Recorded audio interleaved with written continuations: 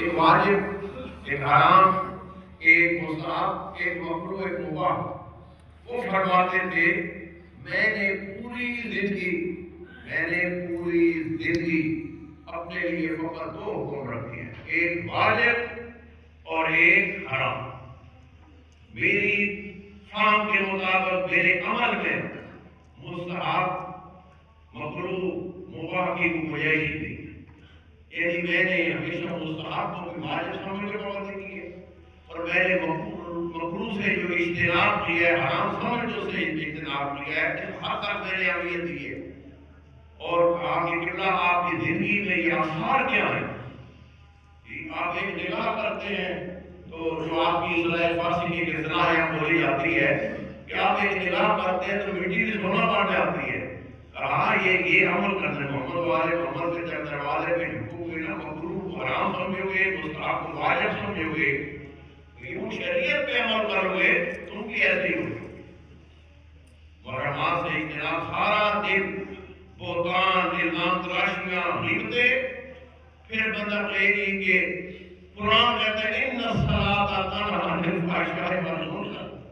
وہ نماز اثر نہیں کر رہی، وہ نماز اس لیے اثر نہیں کر رہی کہ باقی محرمات کو جو میں انجام دے رہا ہوں، تو باقی محرمات کی وجہ سے میرے واجبات کی، میری تعقیبات کی، میرے عمل کی، میری عبادت کی تاثیر رہتی نہیں ہے۔ یہ عبادت سے انسان کی تقرب الہی اور معراج مومن ہے نماز، لیکن کب؟ جب انسان قدرت سے حرام چیزوں سے اپنے آپ کو بچائے۔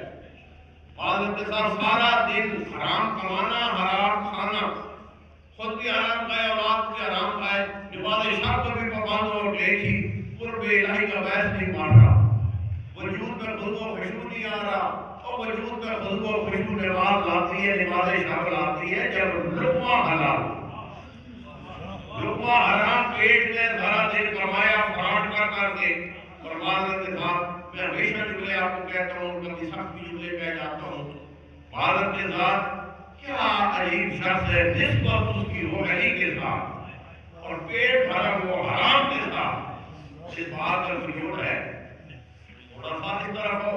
وہ کام جو حلال ہے اس کی وہ تاثیر ہے جو کثیر بینک بیلنس رکھنے والوں کے رزق میں تاثیر نہیں ہے۔